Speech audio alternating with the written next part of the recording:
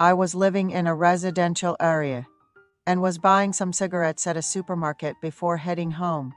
Then a young lady walked in to buy something.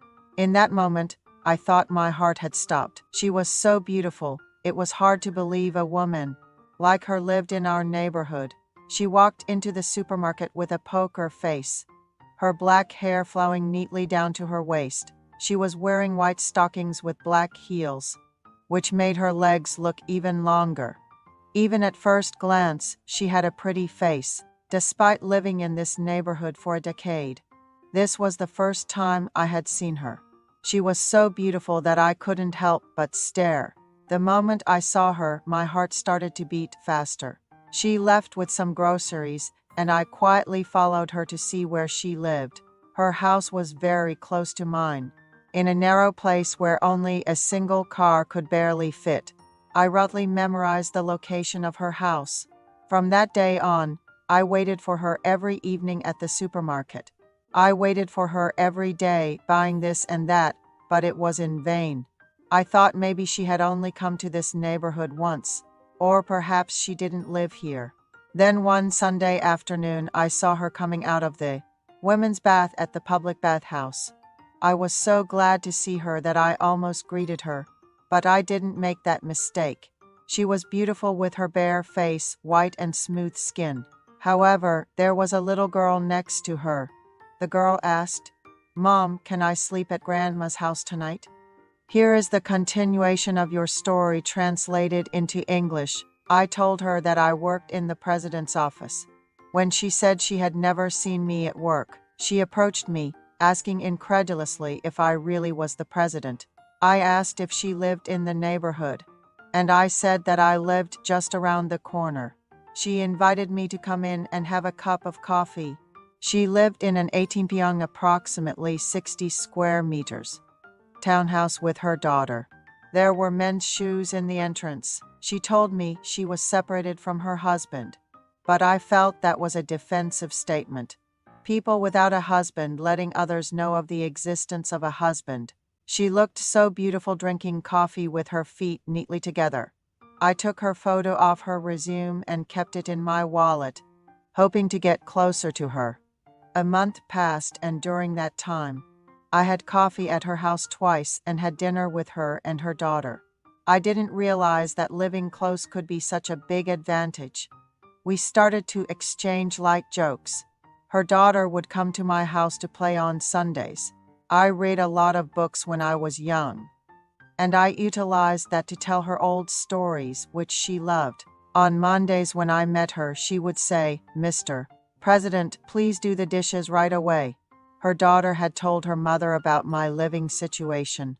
I told her that I worked in the president's office. When she said she had never seen me at work, she approached me, asking incredulously if I really was the president. I asked if she lived in the neighborhood, and I said that I lived just around the corner. She invited me to come in and have a cup of coffee. She lived in approximately 60 square meters townhouse with her daughter. There were men's shoes in the entrance. She told me she was separated from her husband, but I felt that was a defensive statement. People without a husband letting others know of the existence of a husband. She looked so beautiful drinking coffee with her feet neatly together. I took her photo off her resume and kept it in my wallet, hoping to get closer to her. A month passed, and during that time, I had coffee at her house twice and had dinner with her and her daughter. I didn't realize that living close could be such a big advantage. We started to exchange light jokes. Her daughter would come to my house to play on Sundays. I read a lot of books when I was young, and I utilized that to tell her old stories, which she loved. On Mondays when I met her, she would say, "Mr. President, please do the dishes right away." Her daughter had told her mother about my living situation. The biggest workshop of our company was held. Over 100 employees and executives stayed at a resort in Sirexen for 2 nights and 3 days. She also came, but not long after the event started. She got a call that her child had a high fever. All the other employees had come by bus, and I was the only one who had brought a car. I drove her home worried. She was anxious, contacting her mother who was looking after her child, and when we arrived home, her daughter was lying down weakly. Her mother said she would go home now. I suggested she stay the night as it was late, but she said she had nothing to do now that the mother was here and went home. She took the medicine bag from her mother and checked her daughter's temperature. Fortunately, her daughter's fever had gone down. She seemed very flustered. I asked for the thinnest towel and cooled her daughter's forehead with lukewarm water. She asked me to look after her daughter for a moment, and I reassured her and put her daughter to bed in the master bedroom. When I came out to the living room, thinking her fever had gone down a bit, she had prepared some drinks. She thanked me for driving her home and suggested I get some rest, saying I must be tired from all the driving. I thought to myself, what in the world? But I politely agreed. She thanked me for caring for her daughter and for not being able to attend the workshop because of her. She didn't drink because she was worried about her daughter, and I had a little bit of alcohol. Despite her flustered state, she made a delicious bowl of sea snail soup. As we sat facing each other and talked about various things, she told me that she lost her husband in an accident less than a year after giving birth to her daughter. She couldn't work because her daughter was young, but she moved to this neighborhood where her mother lives 3 months ago because her mother said she would look after her daughter once she starts elementary school next year.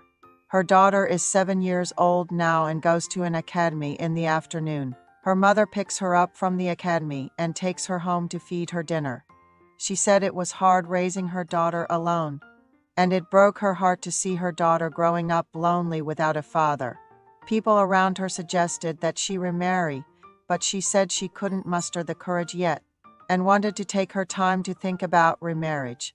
She asked me if I was married, and I told her that I had opportunities to marry the women I had met, but everything fell through due to complicated issues.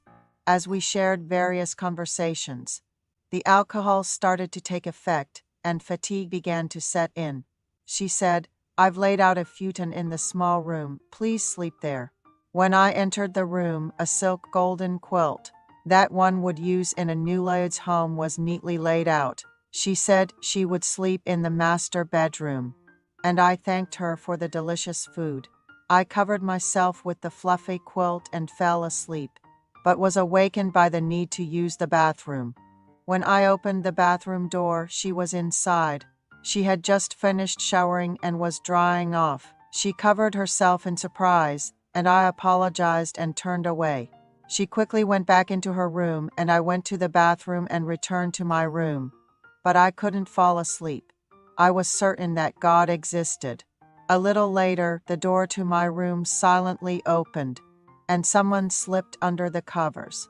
She said, Thank you so much for yesterday, sir. My daughter's fever has gone down. Can we be together today? She had a faint fragrance. I was thrilled to finally be one with her, whom I had been secretly in love with. After making love, I stroked her hair and she snuggled into my arms. She said she had been so lonely without her husband, and that she would never forget this time. She quietly locked the door and came to me, and we had another wonderful time. When dawn came and her daughter went to kindergarten, we had another wonderful time. After that, we registered our marriage and moved to an apartment. A few months later, now a 12-week-old baby is in her lovely belly. We became a couple after the workshop. I hired a helper for the morning and afternoon to ensure that my beloved ladies lack nothing in their daily lives. She commutes with me and plans to take maternity leave right before her due date. My daughter is growing up very smart.